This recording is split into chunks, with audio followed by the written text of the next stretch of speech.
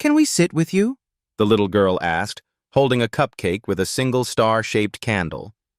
The late afternoon sun filtered softly through the lace-curtained windows of Morning Whispers Bakery, casting golden light on the polished wooden tables and pastel walls.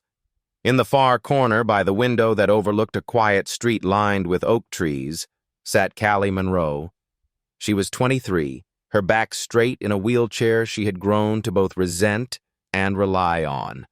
In front of her sat a modest white cake, topped with 22 pink candles, one for each birthday she had spent alone since the accident. Today marked the 4th she'd spent in silence. No friends, no messages, and once again, no father. Gerald Monroe, tech mogul, billionaire CEO, and Callie's only surviving parent, had sent a bouquet of white orchids and a generic card that read, "Wishing you peace and strength today. GM." It might as well have been from a stranger. She stared at the cake as the flame on the candles danced, flickering as if unsure whether to stay or go. Like her. She didn't feel 23. She didn't feel anything. Until the bell above the bakery door chimed. A gust of August air followed the sound, bringing in the scent of cut grass and fresh wood. A man entered, tall and broad-shouldered, with sun-kissed skin and jeans dusted with sawdust.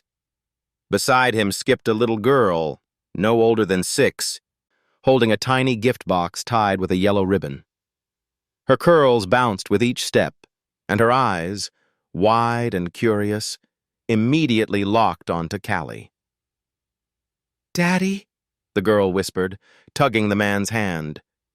"She's all alone." He followed her gaze. Their eyes met, Callie's and his. She looked away quickly, pretending to focus on the frosting. But the girl didn't hesitate. She marched right up to Callie's table, set the box on the table, and held up a cupcake with a wobbly star candle. "Hi," she said brightly. "Can we sit with you?" Callie blinked. She opened her mouth, but no words came. The girl beamed wider. "This is for you? We made it this morning. Well, I made the sprinkles. Daddy did the batter. It's vanilla with lemon. I call it Sunshine Cupcake." The man arrived, looking slightly embarrassed but not apologetic. "I'm sorry if she's bothering you." Callie found her voice. "No, not at all." She smiled for the first time that day. "It's beautiful. Thank you." The girl hopped up on the chair across from her, placing the cupcake carefully next to the larger cake. "I'm Ellie. This is my dad, Jesse. We just came from the lumberyard. Daddy's a wood fixer." "Carpenter," Jesse corrected gently, offering a warm smile. "Callie," she said softly. "I'm Callie." "Happy birthday, Miss Callie," Ellie sang, swinging her legs under the table. Jesse hesitated. "If you don't mind, I could get us another cup of tea and sit for a bit?" Callie nodded. Too stunned to say no. Something about them, the ease, the warmth, cracked something inside her. A door she'd bolted shut years ago. They talked for nearly an hour. Well, mostly Ellie did. About her dog named Pickle who ran into a mailbox, about the cookie she dropped that looked like a dinosaur, and how she thought the world should have sad corners where people could go when they needed hugs. Callie didn't realize she was laughing until Jesse chuckled too. "I think she just rebuilt your soul in 10 minutes, he said. Callie looked at him. He wasn't polished like the men her father paraded in front of her as acceptable company. Jesse had calloused hands and a soft voice, a kind of tired hope behind his eyes that made her want to ask questions. "She's amazing," Callie said. "She is," Jesse agreed, pride and grief passing through his face in equal measure. "Her mom?" "Passed," he said, "when Ellie was born." Callie didn't ask more. She knew the look. She'd worn it, too, after her mother's sudden death years ago. It was the look of someone who had kept going because there was no other choice. I had an accident, Callie said, surprising herself. 4 years ago. Drunk driver, lost the use of my legs, and apparently all the people who once called themselves my friends. Jessie didn't flinch or look down at her legs. He met her eyes and nodded. Some people are scared of broken things. And you? She asked, half teasing, half afraid. I build things, he said simply, even the broken ones. Ellie leaned against her father, eyelids drooping. Can we come back here next time, Daddy? I like Miss Callie. Callie's chest tightened. No one had called her Miss anything in years, not with genuine affection. Her father's staff did it with protocol, not heart. Maybe Miss Callie will let us visit again? Jessie asked gently. Callie smiled. I'd like that. Later that evening, Callie sat alone again, but not empty. The cupcake sat beside her untouched, too precious to ruin. She had placed it in a small box and written Sunshine Cupcake on the lid in Ellie's messy scrawl. It wasn't just a dessert. It was a moment. A hand reaching through fog. A child's courage lighting a match in a dark room. For the first time in years, Callie wheeled herself to the small table by the fireplace and opened the photo album her father had sent months ago, one filled with company milestones and gala events. She flipped past them all and stopped at a blank page. She carefully pressed the cupcake box lid into the center and wrote in neat, looping script underneath, Today, someone chose me. Not because they had to, but because they wanted to.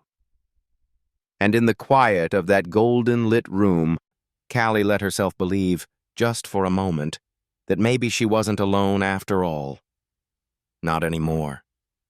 The smell of sugar and cinnamon still clung to Jesse Walker's flannel shirt as he knelt beside the table saw, adjusting the blade for the 5th time that morning. His small workshop, tucked behind the blue-trimmed house on Sycamore Lane, was filled with the sounds of buzzing tools, creaking wood, and the occasional shout from his 6-year-old daughter Ellie, who was currently pretending to build a fairy castle out of scrap planks. But Jesse's mind wasn't on the wood today. It had been 3 days since that unexpected moment in the bakery. 3 days since Ellie had walked up to a stranger and offered her a cupcake, like it was the most natural thing in the world. 3 days since Jesse had seen something change in that young woman's eyes, something like light beginning to return to a long-closed room. Her name echoed in his head more often than he admitted. Callie. There had been something in the way she laughed at Ellie's stories. Not polite laughter. Real. Unfiltered. Like a sound she hadn't heard in a while and wasn't sure she was allowed to make. Jesse knew that kind of silence. He lived with a piece of it, still lodged somewhere in his ribs. Daddy! He turned to find Ellie standing in the doorway of the shop, her cheeks flushed, curls bouncing with excitement. Can we go to the bakery today? Maybe Miss Callie's there again. Jesse hesitated. Sweetheart, we don't want to bother her. She wasn't bothered, she smiled. Ellie pouted. And she said we could visit. He smiled, defeated. Okay, let's go. But you have to wear shoes this time. Ellie groaned dramatically, dashing off toward the house. Jesse chuckled and brushed his hands on his jeans. He wasn't sure what this was, what it meant. But he knew that look in his daughter's eyes. And maybe, just maybe, he needed to see that smile again, too. They arrived at Morning Whisper's bakery just before noon. The little bell above the door gave its usual chime, and Ellie scanned the room with the urgency of a child searching for treasure. There she is, she whispered loudly. Callie sat at the same corner table, this time with a book resting on her lap and a cup of untouched tea beside her. She looked up, her expression unreadable for a moment, then softened instantly when she saw Ellie skipping toward her. Miss Callie, Ellie said, climbing onto the chair like she belonged there. I made you something. From her small backpack, she pulled out a folded piece of paper. It was a drawing, crude but sweet, of a girl in a wheelchair beside a little girl and a man with a beard. Above it, in colorful block letters, it said, Our bakery family. Callie stared at it. This is beautiful. Do you like the stars? Ellie asked. I thought you might like stars. I love stars, Callie said softly, her voice catching. Thank you, Ellie. Jessie approached, nodding to Callie. Mind if I join you again? Please, she said. They ordered tea and for a while just sat. The conversation was light at first. What Ellie wanted to be when she grew up. A vet, a baker, and a dragon trainer. And why she thought unicorns were hiding in the forest behind their house. But gradually the words grew heavier, calmer. You come here often? Jessie asked. Callie nodded. Only place I feel like I'm not being watched, or managed, or hidden. Jessie studied her quietly. I used to dance, she added suddenly. Ballet, since I was 5. Rehearsed 6 hours a day by the time I was 14. National scholarship by 17. My life was on a stage. He didn't interrupt. Then, the accident. She looked down at her hands. Drunk driver. I was in the passenger seat. My legs, they just stopped listening. I'm sorry, Jessie said quietly. I still hear the music, she whispered. But my body doesn't know what to do with it anymore. Ellie looked up. You can dance with your hands. Callie blinked. That's what my daddy says when I can't finish a song on the piano. He says, use what still sings. Jessie looked away, swallowing hard. That's very wise, Callie said, her voice gentler now. Your daddy's pretty smart. Ellie beamed. He builds houses that don't fall down. Jessie chuckled. She makes me sound much more impressive than I am. Callie tilted her head. No. She makes you sound like someone who understands weight. Not just the kind that breaks beams. The kind that breaks people. Jessie met her eyes. And in that moment, something passed between them. Wordless, solemn, and deeply true. Later that afternoon, Jessie made a decision. He cleared a small path in his workshop, sweeping sawdust into the corner and setting up a stool and tray beside his bench. Then he sent a message to Callie. Would you like to see the shop sometime? Ellie says you should help me name the birdhouse I just finished. He didn't expect a reply, but it came. Yes, I'd like that. Tomorrow? The next day, Jessie waited on the porch, brushing off the last of the sawdust from his hands as a car pulled up to the curb. It wasn't one of Gerald Monroe's black executive cars. It was a simple rideshare van, and Callie rolled out on her own, wearing a soft yellow sweater and jeans, her hair tied up in a messy bun, face bare and quietly radiant. You really build things here? She asked, wheeling through the open door. Every day, Jessie said. Come on in. The shop smelled of cedar and warm oil. Wooden carvings lined the walls.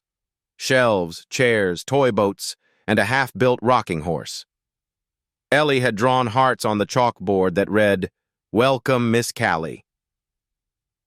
Callie wheeled up beside the workbench and ran her hand across the smooth edge. It smells like childhood, she murmured. I hope that's a good thing. It is, she said. It really is. He showed her how to sand the edge of a wooden frame. She watched his hands move, careful, steady, like he wasn't just building furniture, but mending something invisible. At one point, she looked up at him and said, You never looked at me like I was broken. I don't see broken, Jessie replied. I see wood with new grain. Callie swallowed hard. I thought you might like to help with this, he added, holding up a half-built birdhouse. Are you sure? She asked. I trust your taste. Together they attached the slanted roof. Ellie handed them nails like a tiny assistant, and when they were done, they stood back and admired it. What should we name it? Jessie asked. Callie smiled. How about second chances? That night, long after Callie had gone, Jessie stood in his workshop staring at the little birdhouse. It wasn't just wood. It wasn't just about birds. It was the first thing they'd built together, and deep down he knew something had begun. Quietly, naturally, like sawdust settling into corners. Where sadness had lived too long, now there was something else growing. Hope. The scent of sawdust and cedar lingered on Callie Monroe's sleeves as she sat in bed that evening, tracing her fingers over the edge of a small wooden birdhouse that now lived on her dresser. It was simple, imperfect. The roof slanted just slightly to the left where Ellie had insisted on hammering in the last nail herself. But to Callie, it was perfect. Because it was real. Because it was hers. Not bought. Not delivered. Not curated by a personal assistant or arranged by a PR manager. It was the first thing in years that hadn't been given out of pity or guilt. The first gift she hadn't had to pretend to love. That weekend, Jessie and Ellie invited her over for lunch. It's nothing fancy, Jessie had warned. Just sandwiches and sunlight. But when Callie arrived, she found Ellie had spread out a checkered blanket in the backyard beneath a tall cottonwood tree. There were wildflowers in a mason jar, a stack of picture books, and a paper crown that read Queen Callie in glitter glue. It's a picnic party, Ellie declared, placing the crown gently on Callie's head. No wheelchairs in the grass, just magic thrones. Callie laughed. She hadn't worn a crown since she was 10, not even at birthdays. Her father thought them childish. They sat and ate peanut butter sandwiches cut into stars. Ellie insisted that every sandwich had to be shaped like wishes, and Callie, for once, didn't feel like correcting her. I used to want to be a dancer, she said softly, watching the way the sunlight turned Ellie's curls golden. Used to? Jessie asked. Callie shrugged. After the accident, I couldn't face music. I couldn't even listen to it. It felt like betrayal. What happened? Ellie asked, innocent and open. Callie hesitated. Then, surprisingly, she told the truth. I was in college, almost done with my final year.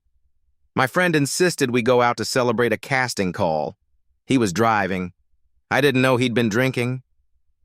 We crashed on the way home. He walked away without a scratch. She paused, then added, I never walked again. Jessie's hands tightened slightly around the paper cup he was holding. I'm sorry.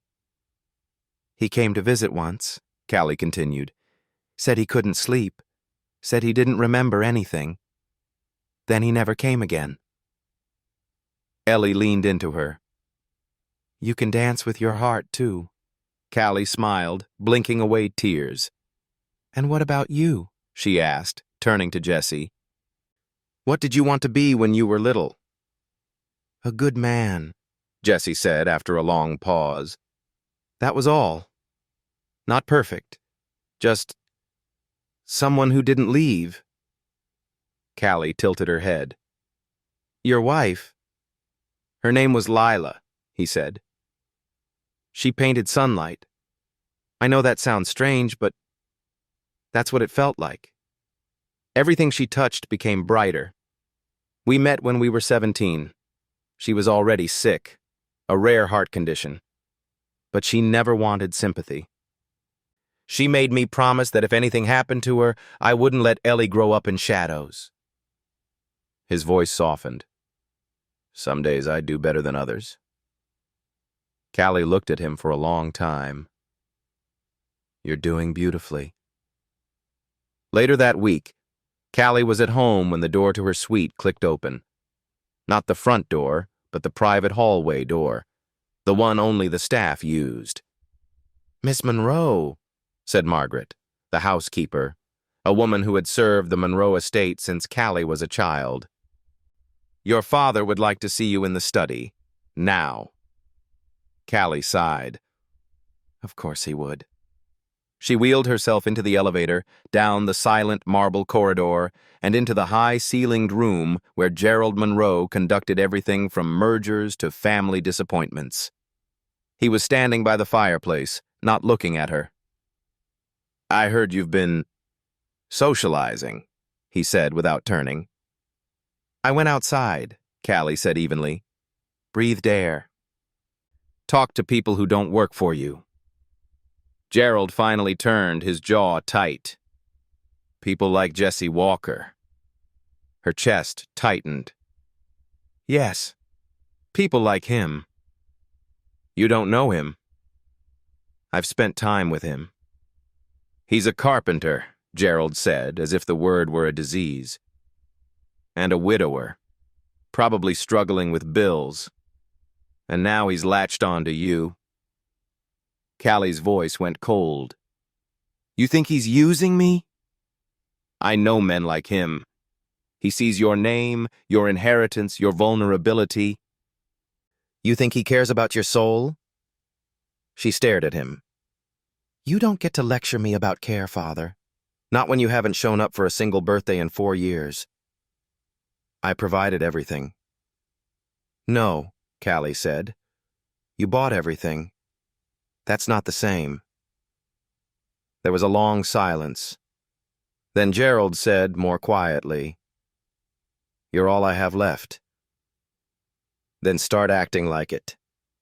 He stepped closer. "Callie, please. I can hire the best therapists.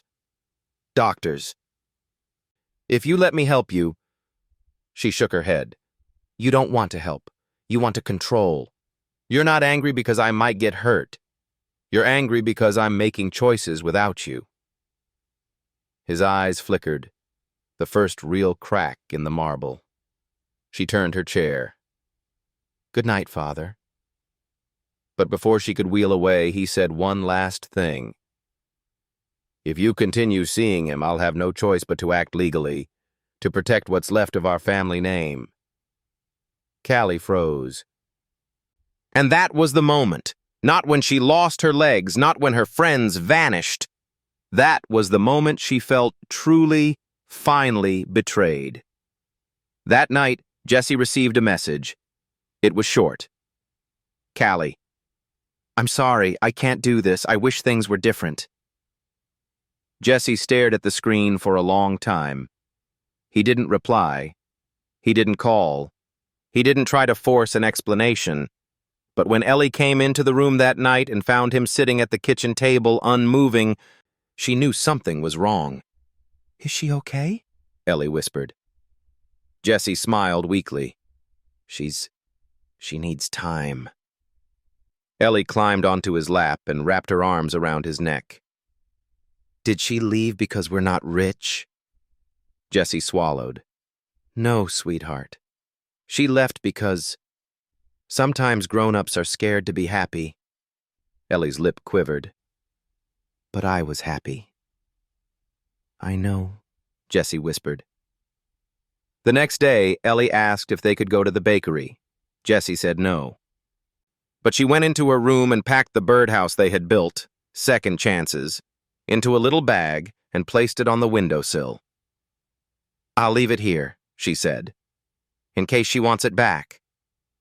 Meanwhile, in her suite high above the city, Callie sat staring at the gift she had never asked for, the one thing no one had offered her in years. Not jewelry, not influence, not spa retreats or luxury retreats, but simplicity, presence, sincerity. And now she had let it go. Tears rolled down her cheeks as she whispered into the silence, Please don't let this be the end. But she wasn't sure anyone could hear her, not even herself. The walls of the Monroe estate had always been too tall. They didn't just hold out the world, they held her in. Callie sat alone in her suite, the curtains drawn, the lights dim. On the nightstand beside her sat the paper crown Ellie had given her. It still read Queen Callie in glitter glue, though the sparkles had dulled. So had she.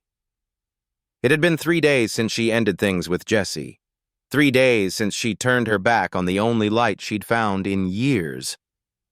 The quiet in her chest had returned, the numbness, like a fog crawling up her spine. She hadn't returned any of Jesse's messages, though to be fair, he'd only sent one. Just one. Hours after her final text. Okay, if you ever want to talk, we'll be at the bakery. You know where to find us. That was it. No guilt, no anger, just grace. It made it harder. Margaret, the housekeeper, knocked gently that afternoon. Your father would like to see you in the study. Of course he would. Callie didn't bother changing out of her soft sweatshirt or fixing her hair. Let him see her unpolished for once. Unarmed. She wheeled down the corridor, the tires of her chair rolling across polished hardwood, the silence loud enough to drown thought. When she entered the grand oak study, Gerald Monroe was already standing, facing the fireplace, one hand clutching a glass of scotch. He didn't turn at her arrival. I received a call, he said evenly. Callie waited.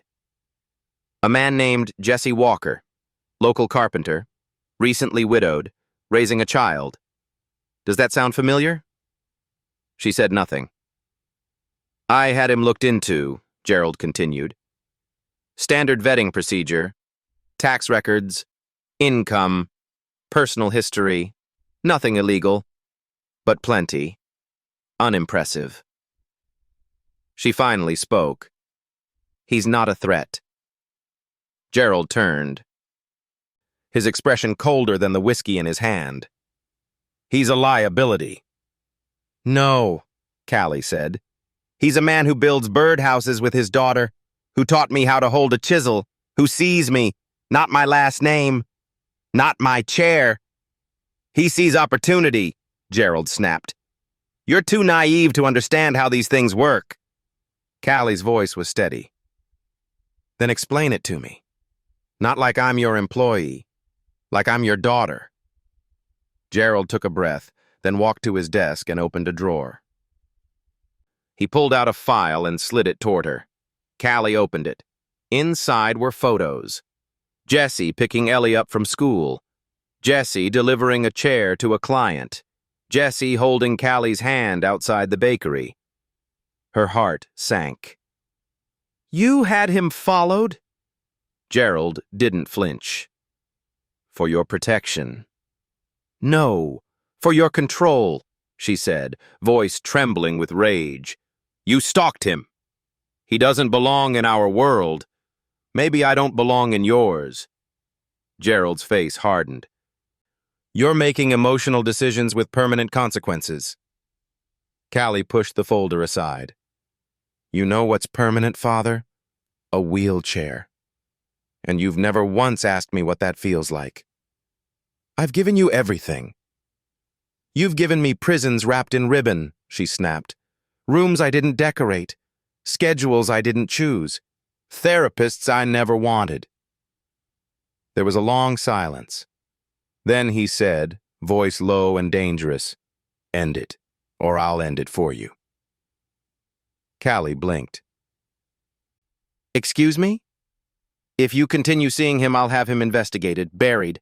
I'll destroy any business he has left. He won't be able to buy a loaf of bread without my name stamped on it. Callie's voice broke. He has a little girl. Then he should have thought twice before chasing after a Monroe, Gerald said coldly. She stared at him, and for the first time she saw what power did to men, how it hollowed them, how it made them confuse love with control. She wheeled backward slowly, eyes locked on his. "If you touch him," she whispered, "I'll never forgive you." Gerald only turned back to his drink. That's your choice. That night, Callie sat in the dark for a long time. Then, with hands trembling, she typed one message. "Jesse, I'm sorry. This has to be goodbye. Please don't reply. Just keep Ellie safe. That's all I care about." She stared at the screen, then hit send. Jesse read the message in his truck. He didn't move, didn't breathe for a full minute. Ellie sat in the passenger seat, swinging her legs, drawing clouds on the foggy window with her finger. "Is Miss Callie coming back?" she asked. Jesse put the phone down. "No, sweetheart. I don't think so." Ellie's face fell. "But why?" Jesse looked at her and realized he didn't have a good answer. The next morning, Jesse walked to the bakery anyway. Callie wasn't there. Of course she wasn't. He left the little birdhouse, Second Chances, on the table where she always sat. Inside it, he tucked a note. "I never wanted anything from you except your time, and you gave that freely. Thank you for seeing us." Ellie was quiet that week. Too quiet. She didn't bounce. She didn't tell silly stories. She sat on the porch, chin in hand, eyes on the road. One night she whispered, "Daddy, do people leave because I'm not enough?" Jesse's chest cracked. He knelt beside her. "No, never. You are more than enough." "Then why did she go?" He pulled her close. "Sometimes people are hurting so deep inside they don't believe they deserve good things." Ellie nodded slowly. "Like cookies they didn't bake?" He smiled through tears. "Exactly like that." And then, 2 days later, it rained. Not a drizzle, a storm. Thunder rolled through the sky like the groan of tired giants. Lightning streaked across the clouds. And somewhere in the middle of it, at the back door of the Monroe estate, Callie Monroe rolled her chair out into the storm. She didn't wait for help. She didn't check the cameras. She opened the side gate, rolled down the ramp, and let the rain soak her. She passed the stone lion statues, past the high hedges and iron fence, and then she kept going. Wheel by wheel, through puddles, past honking cars and blurred lights, all the way back to the only place that had ever felt real. At Morning Whispers Bakery, Jesse and Ellie sat quietly at their usual table, watching the storm outside. The bell above the door jingled. They both looked up. Callie stood, soaked, breathless, and radiant, in the doorway. Raindrops clung to her eyelashes. Her hands trembled, but her eyes were steady. Ellie gasped, "Miss Callie!" Callie wheeled forward slowly, locking eyes with Jesse. "I choose you," she said, voice raw. "Not because it's easy, but because it's real." And then she looked at Ellie. "If you'll still have me." Ellie ran forward and threw her arms around Callie's waist, pressing her soaked cheek against the soft yellow hoodie. "I missed you," she whispered. "I missed you too," Callie breathed. Jesse walked to her. "Are you sure?" She nodded. "Yes, I'm done living by someone else's fear." And just as Jesse was about to reply, the door slammed open again. Gerald Monroe stood in the storm, drenched, eyes blazing. "You're coming home," he barked. "No," Callie said quietly. "I am home." He stepped forward, but Ellie did too. and with trembling shoulders and a tiny voice, she said, That's not what daddies do. Gerald froze. The silence was deeper than any thunder. And in that moment, something shifted. Something neither money nor power could stop. Jesse Walker had known many kinds of quiet in his life. There was the quiet after Lila died. Thick, unrelenting, a silence that pressed against his ribs and refused to move a nib. There was the quiet of early mornings in the workshop, where the world felt suspended in the hush between the first cut and the first breath of sawdust. And then there was this, the quiet after Callie. It was not peaceful. It was the kind of silence that screamed, that echoed through a child's question, a single empty chair, and the absence of a voice that used to hum when Ellie told her stories. She was gone again. But this time, Jessie knew she hadn't left because she didn't care. She'd left because someone made her believe caring wasn't safe. Daddy? Ellie asked that evening, curled up beside him on the worn couch, legs tucked under a blanket stitched by her mother. Did Miss Callie leave because we're not rich? Jessie's heart clenched. No, sweetheart. Then why? He paused. Sometimes the truth felt too sharp to hand to a child. But lies? They always came back hollow. He pulled her close. Because sometimes people get scared when something good starts to matter too much, especially if they've been hurt before. Ellie stared down at her fingers. I didn't think we hurt her. You didn't, Jessie said firmly. You gave her something real, and that scared the people who want to control her. Like her dad? Jessie nodded. Ellie whispered, He's mean. He's broken, Jessie corrected gently. In a way, no one's taught him how to heal. Ellie was quiet for a moment. Then, I left the birdhouse on the porch, in case she comes back. Jessie smiled. That was very kind. She helped build it, Ellie said softly. I don't want it to forget her. Meanwhile, back in the Monroe estate, Callie stared at the rain streaking down her window, the city glowing cold and indifferent beyond the glass. She couldn't sleep. Not since that night. Not since she saw Ellie step in front of her father, trembling, tiny, but brave, and say those words.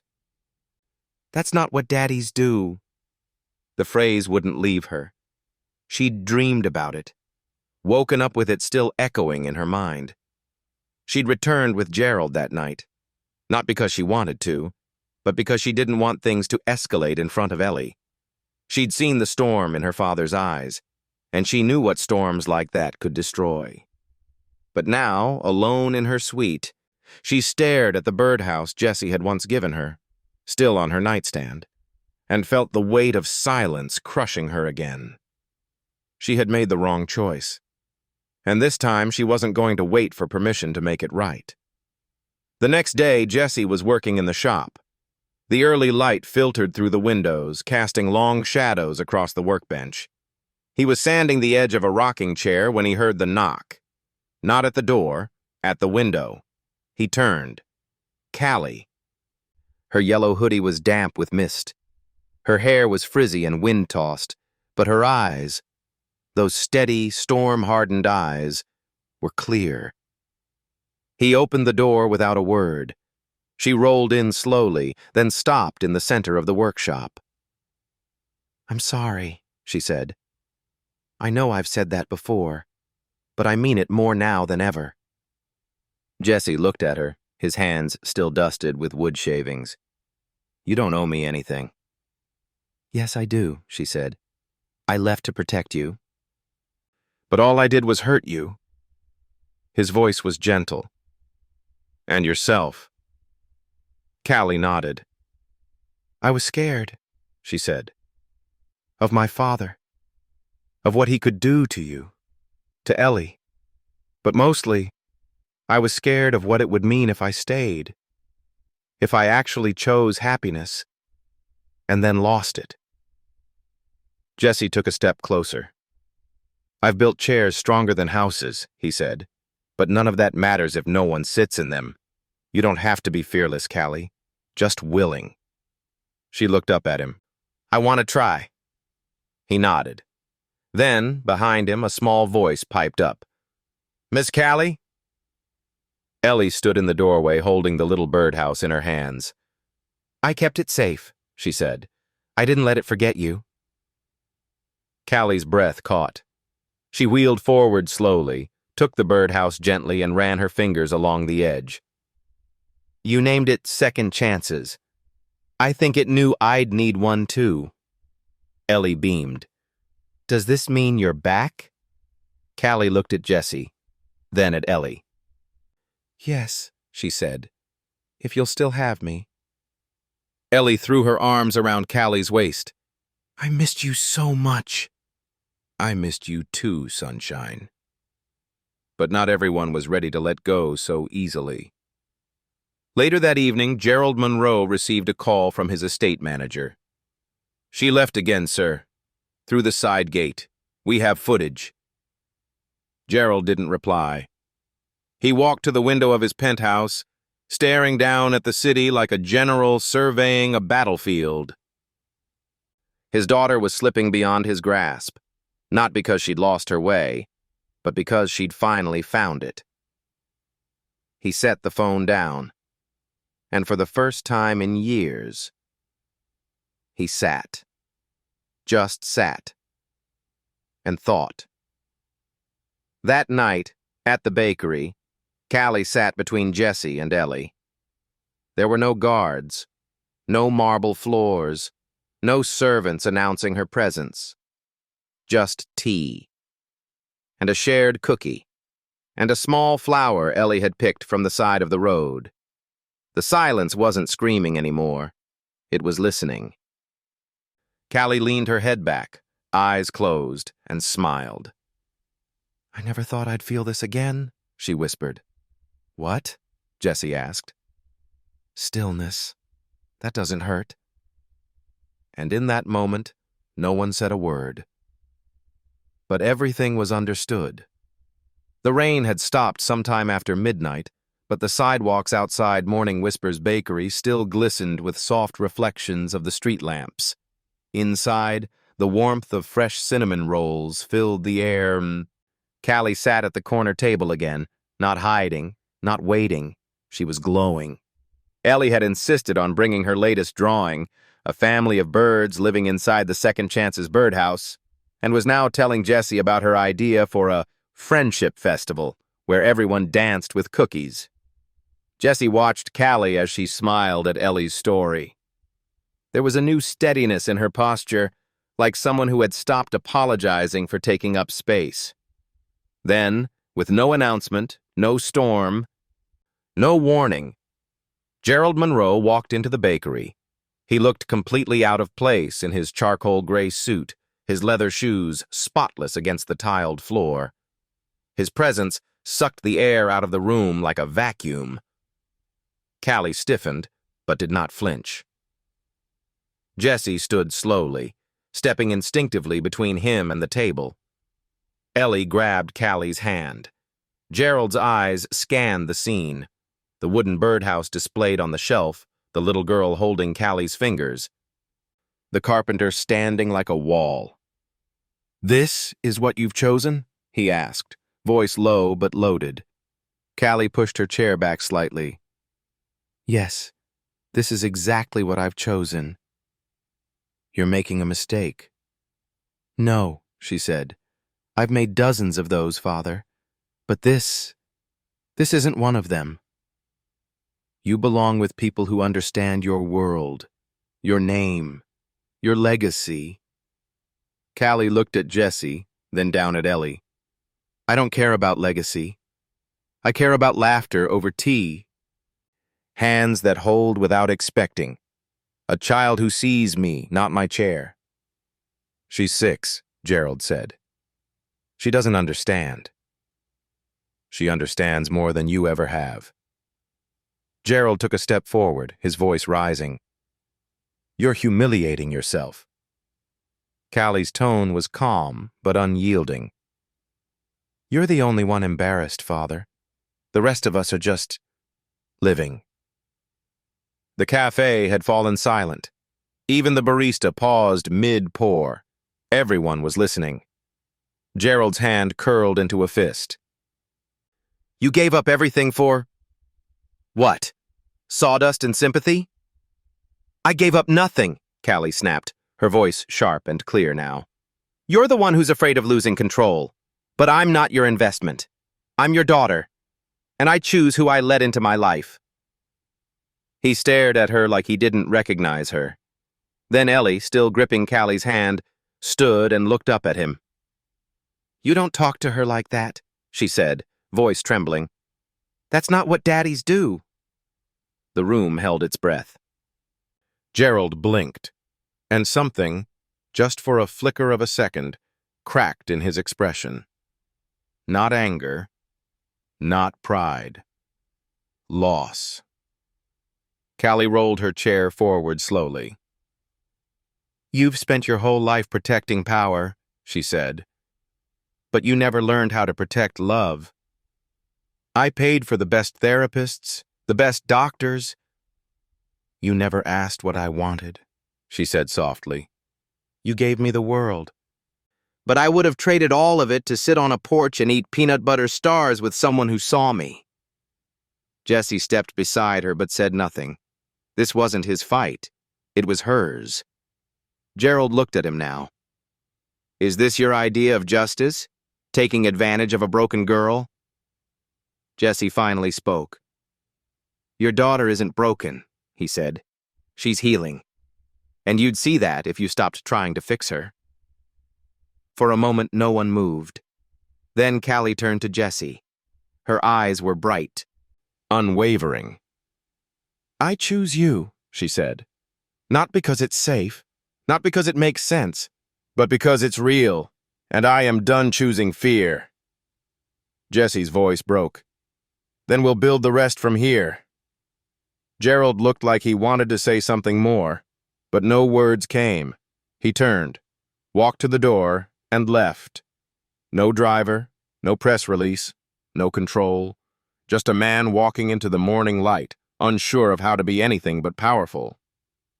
Later that day, Jesse built something new, a porch swing. Callie sat on it for the first time as the sun began to set, with Ellie curled beside her and Jesse bringing her a cup of tea. She let her head rest on Jesse's shoulder. It's strange, she murmured. All the years I waited for someone to save me. I never thought it would feel like this. Like what? Like being seen, she whispered. Not rescued, not repaired, just seen. Ellie pointed at the stars coming out one by one. We should make a second birdhouse, she said. One for happy endings. Callie smiled. I think we already did. Gerald Monroe had stood on stages in Tokyo, Berlin, and Silicon Valley, commanding thousands with nothing more than a pause and a sharp phrase. He'd negotiated mergers worth billions, crushed hostile takeovers, and once famously fired an entire boardroom mid-meeting for daring to suggest he retire. But nothing in his 59 years of power prepared him for the silence of a bakery filled with ordinary people watching his daughter choose something he couldn't buy. Love. And nothing had pierced his pride like the words of a 6-year-old child, spoken with trembling lips and a voice as steady as any courtroom verdict. That's not what daddies do. Back in his penthouse, Gerald sat in the quiet of his office, the city lights stretching out below like veins of gold. He hadn't spoken to Callie since that morning. He hadn't tried to stop her. For the first time in years, he didn't know how. The scotch on his desk sat untouched. Instead, he was holding a small drawing. It had been left behind on the bakery table, perhaps accidentally, perhaps not. Crayons on folded paper. 3 figures and a birdhouse. Labeled in crooked letters. Me, Miss Callie, and Jessie. Above it, in pink scribble, the words, "My family." He stared at it for over an hour. The next day, Gerald asked his driver to take him somewhere no press had ever followed, to the place where his daughter now laughed. The porch swing creaked gently as Callie leaned her head against Jessie's shoulder. Ellie was in the yard, placing sunflower seeds under the birdhouse like offerings to the future. Then the sound of tires crunching gravel. Callie looked up. A sleek black car stopped at the edge of the fence. Gerald Monroe stepped out. No assistant, no phone, no suit jacket. Just a man in a white shirt, sleeves rolled up, holding a wooden box? Callie's heart beat faster. Jessie stood, but Callie put a hand on his arm. "Let me." She wheeled slowly toward the gate as Gerald approached. He stopped 2 feet away. They stood in the late afternoon sun, surrounded by wildflowers and sawdust. Gerald's voice, when it came, was quiet, stripped of its usual sharpness. "I built this," he said, holding out the box. Callie blinked. "You built something?" He almost smiled. "Ellie's birdhouse inspired me. I followed a tutorial online. Took 3 tries to get the angles right." Callie took it. It was a bit crooked, the paint uneven, but it was real, like the first apology in years. "I don't know how to do this," Gerald admitted. "Do what?" "Be what you need, not what I think you should have." Callie was silent. Gerald's voice cracked. "You once said I never asked what you wanted." "So, I'm asking." Callie looked at him. Really looked at him. Not the CEO, not the commander, just the man who had once read bedtime stories and burned pancakes on Sunday mornings. "I want you to come back," she said. "Not as Gerald Monroe, the Empire. As Dad." He looked down. "I don't know if I know how." "Then learn," she said. "The way Jessie did. The way Ellie does every time she opens her heart to a stranger." She handed him the birdhouse back. "I think this belongs next to second chances." That evening, Gerald stayed for dinner. Not at a long glass table with 6 servants and French cutlery. At a handmade wooden table with mismatched plates, slightly burned grilled cheese, and a teapot with a cracked handle. And laughter. Ellie asked him questions about when he was little. "Did you ever climb trees?" she asked. "No," he said. "Did you ever eat dirt?" Not on purpose." She giggled. "You're weird." "I've been told worse." Jessie watched from the kitchen, quiet but attentive.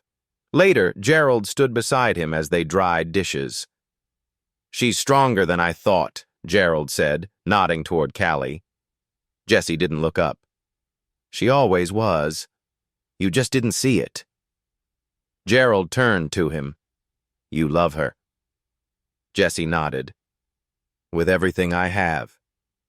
Gerald exhaled slowly. "Don't let her disappear again." "I never did," Jessie replied. "She found her way back on her own." Gerald paused. "You know, I thought she needed saving." Jessie looked at him. "Your daughter doesn't need saving. She needs seeing." And that was the moment it finally landed. The empire he built couldn't hold what she needed most. But this home, this humble porch, this little girl, this carpenter, somehow did. That night, Callie sat under the stars with Ellie curled against her side. "He said sorry," Ellie whispered. "He did. Do you believe him?" Callie thought for a moment. "I believe he's trying. And that's a start." Ellie nodded. "I like him better when he laughs." So do I. They looked up at the sky. A shooting star crossed the darkness. Make a wish, Ellie whispered.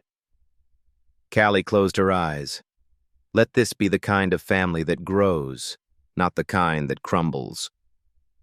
The next morning, Gerald sent Callie a handwritten letter. He had never done that before. It read, Callie, I spent years building things that didn't matter to the people who mattered most. I don't expect forgiveness overnight, but I want to try. Not control, just try. If you'll let me, I'd like to be part of what you're building now. With love, Dad. Callie placed the letter beside the birdhouses on the porch.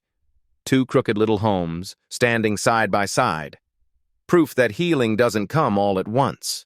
It's built slowly, imperfectly, by the hands that finally choose to stay. The summer evening was warm, the kind that made the air feel like silk against the skin. Fireflies blinked lazily above the tall grass behind Jesse's house, and the scent of fresh sawdust still clung to the air from a day of quiet building. Callie sat on the swing Jesse had made, the same one they'd finished together just 2 weeks ago. It swayed gently, creaking softly, its rhythm slower than time. Ellie was asleep inside, curled on the couch beneath a quilt with sunflowers stitched along the border. A bedtime story, 2 yawns, and she had melted into dreams. Jesse stood on the porch steps, watching the sky turn from deep blue to indigo, and Callie watched him. Something's on your mind, she said, smiling.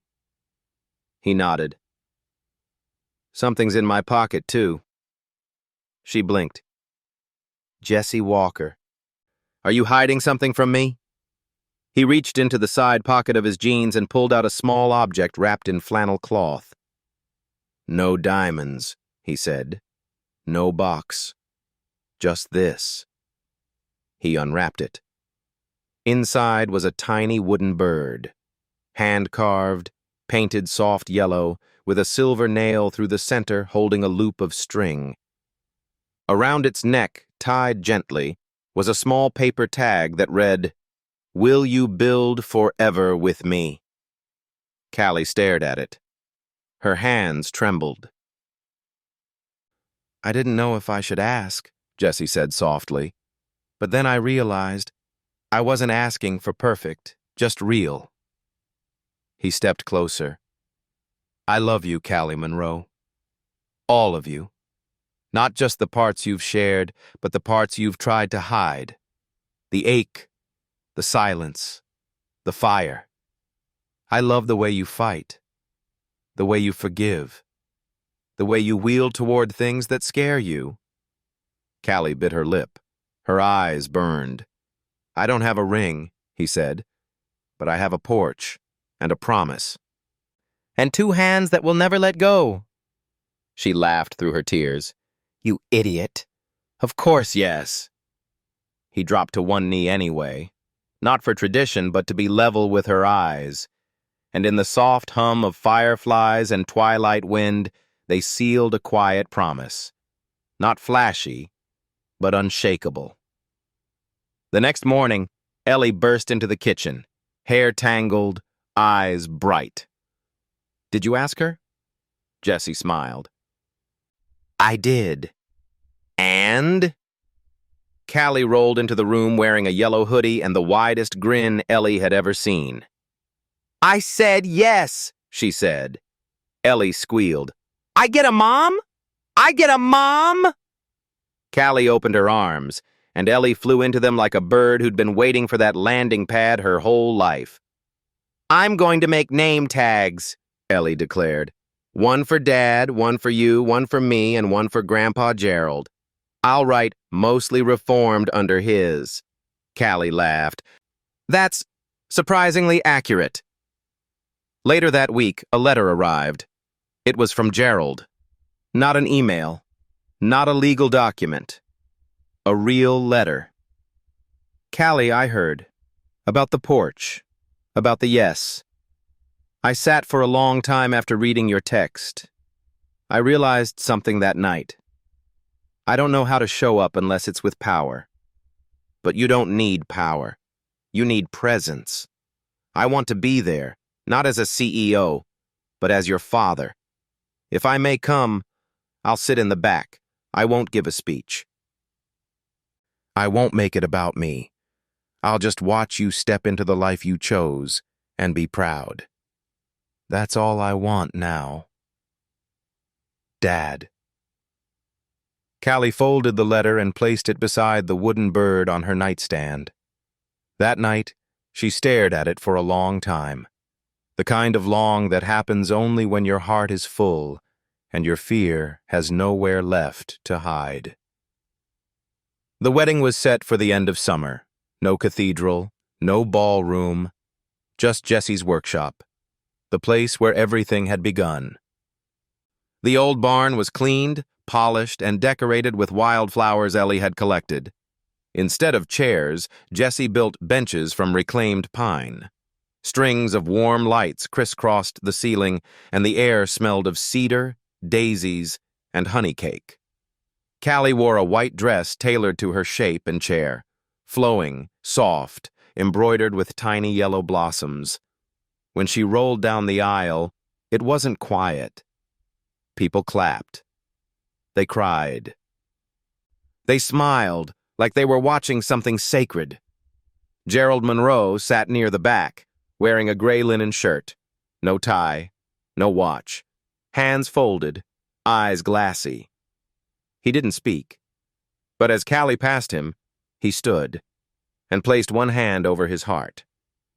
She met his gaze for just a second and whispered, "Thank you." Jesse stood under a wooden arch he had built the night before. It creaked slightly when the wind passed. He took Callie's hand.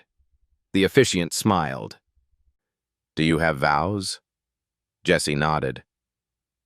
"I used to think love was something big, loud, a rescue mission or a storm. But with you, I learned, love is quiet. It's being seen in a crowded room. It's laughing in the dark. It's letting someone build with you instead of for you."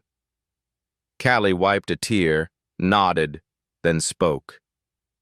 "I don't have perfect words, but I have truth. You didn't fix me. You saw me. And that saved me." The officiant cleared their throat. "Then by the power vested in me by the state of Montana and the approval of a very excited 6-year-old, Ellie leapt into view, throwing petals in all directions like confetti.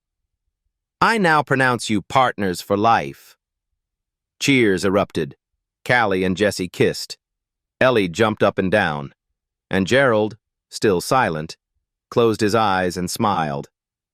Later that evening, as the stars began to appear, Callie sat on the swing again, still in her dress, barefoot now, with Jesse beside her and Ellie curled against her knees. They didn't say much, just rocked, just listened to the sound of something new being born. A life not bought, not earned, but chosen. The morning of the wedding broke gently over Hollow Pines, Montana, with birdsong in the cottonwoods and golden light pouring through the slats of Jesse's barn-turned chapel. Inside, the scent of wildflowers filled every corner. Sunflowers, lavender, chamomile, and baby's breath had been woven into garlands that hung from the rafters and spilled down the wooden arch Jesse had built by hand. There was no red carpet, just a path of smooth cedar planks, lined with flower petals Ellie had carefully scattered an hour before. Callie sat in a quiet corner of the barn, her dress draped elegantly across her wheelchair.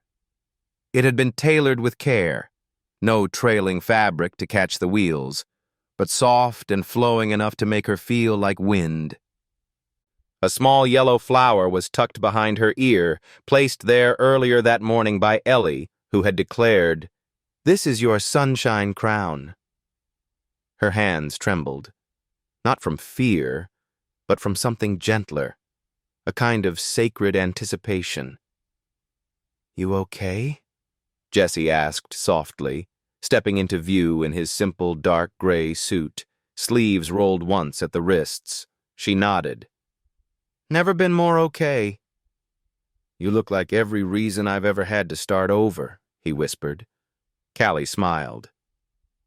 You look like home.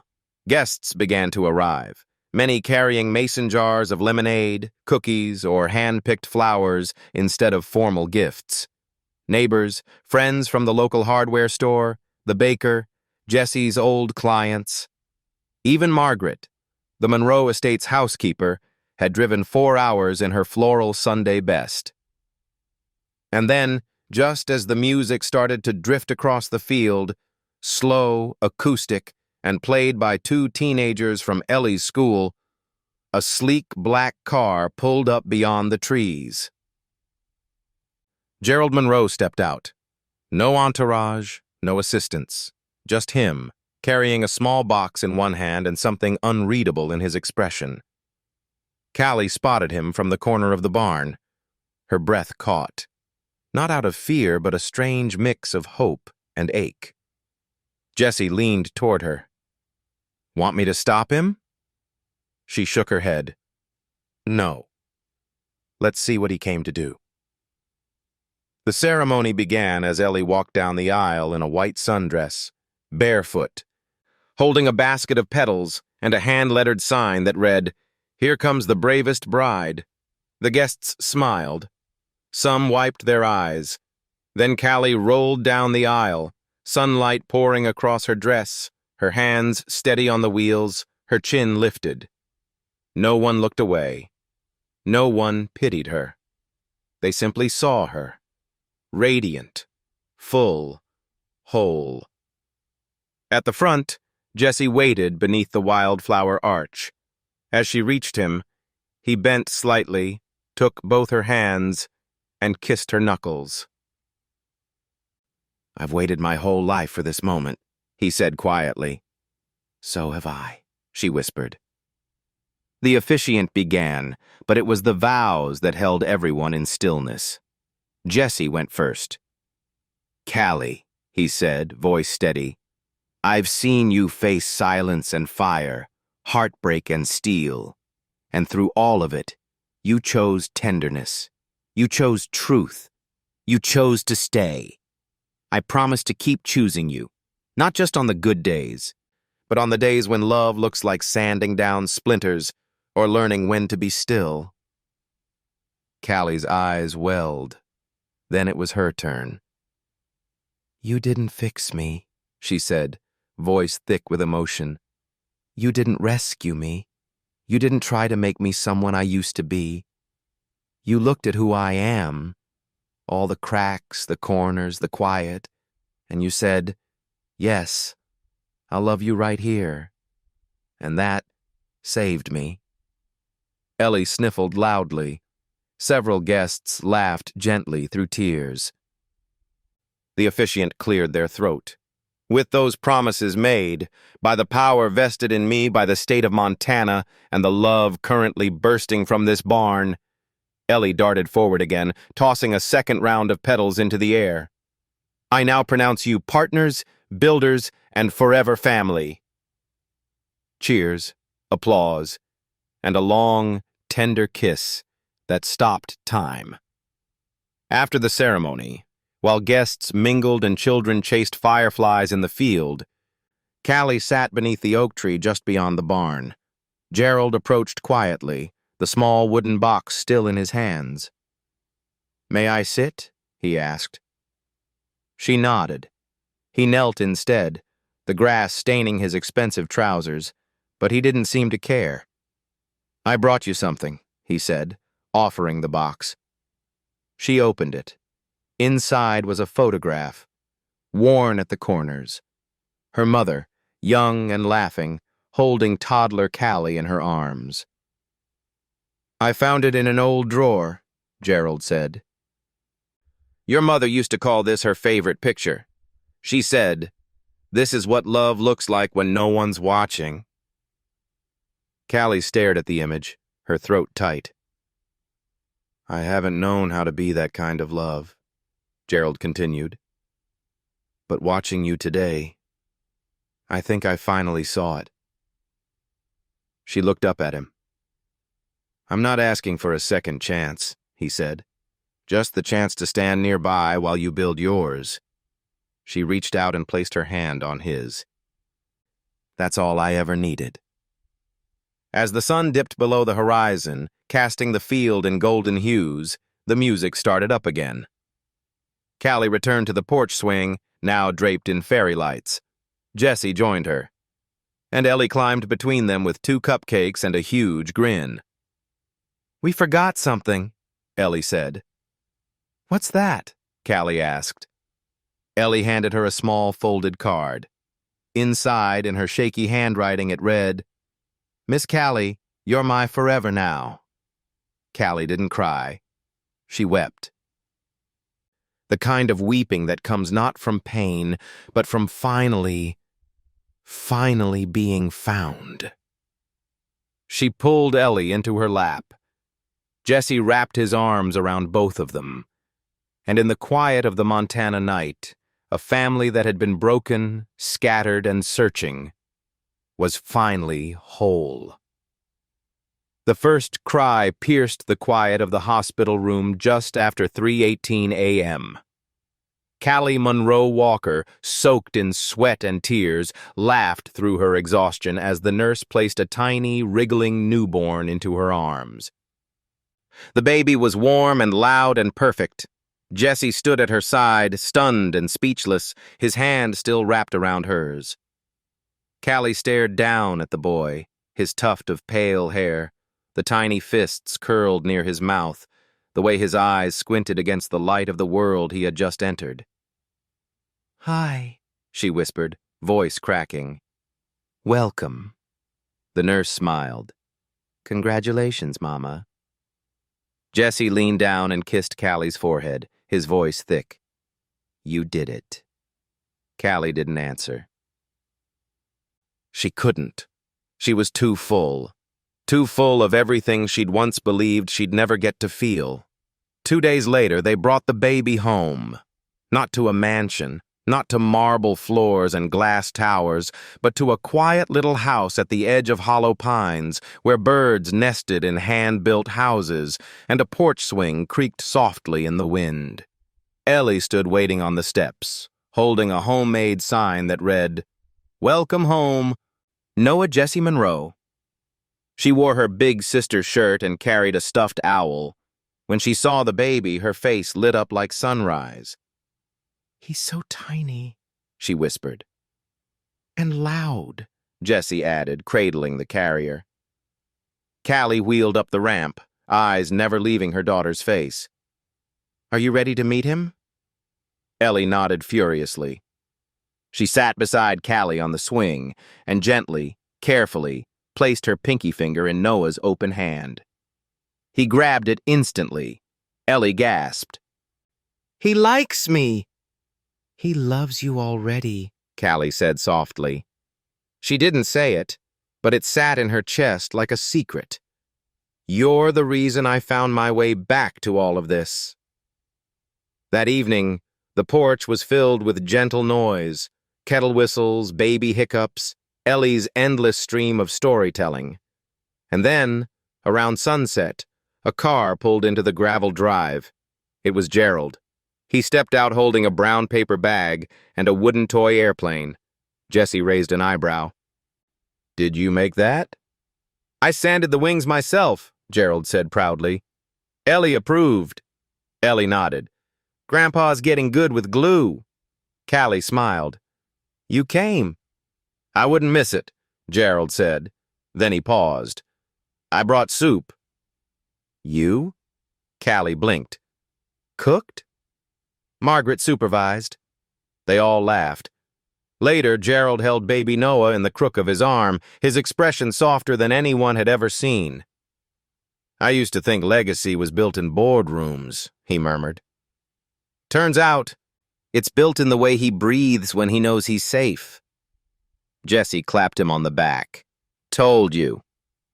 The following week, on Callie's birthday, Jessie surprised her with a cake from Morning Whispers Bakery. The same table, the same corner, but everything had changed. This time, The cake had 3 names written on it in pale yellow frosting: Callie, Jesse, Ellie, Noah. Ellie had insisted on adding her brother's name even though he couldn't eat cake. "It's symbolic," she said, waving her fork. Callie laughed. "You're 6. 6 and wise." They lit a single candle. Callie closed her eyes. The same wish as always. But this time, it wasn't for love. It wasn't for a rescue. It was gratitude. For finding what she didn't think existed. For building it, piece by piece. For being chosen. When she opened her eyes, Jessie kissed her cheek, Ellie clapped, and Noah hiccuped. "I'm not alone anymore," she whispered, "and I never will be." That night, long after everyone had gone to sleep, Callie sat alone on the porch swing, rocking gently. She cradled Noah against her chest, his tiny breath rising and falling. The stars were out. She thought of the first birthday she spent alone after the accident. The white cake, the silence, the aching space between who she was and who she thought she'd become. And then she thought of Ellie, walking up to her table with a cupcake and a star-shaped candle. One small act, one invitation. Everything had started there. She smiled. "Thank you," she whispered to the sky. Not to any one person, just to the mystery that brought her here. The mystery of a child's kindness, a carpenter's steady love, a father learning how to be soft, and a life she never thought she'd get to build. 1 year later, the porch swing creaked again, but this time it held 4. Ellie read aloud from a picture book, Jesse hummed under his breath, and Noah giggled at a puppy chasing moths on the lawn. Callie closed her eyes and listened. This wasn't a miracle. It was something quieter, something real, something earned, a birthday wish that grew roots and became a family. Thank you for listening. From a lonely birthday cake with 22 candles to a porch full of laughter and love, this story wasn't just about Callie. It was about all of us, about second chances, chosen family, and the kind of love that doesn't need to be loud to be real. If this story touched your heart, I'd be honored if you left a comment or shared it with someone who needs a little hope today. Your presence here means more than you know. Until next time, keep choosing love. And remember, you are never too broken to be seen, and never too late to be loved.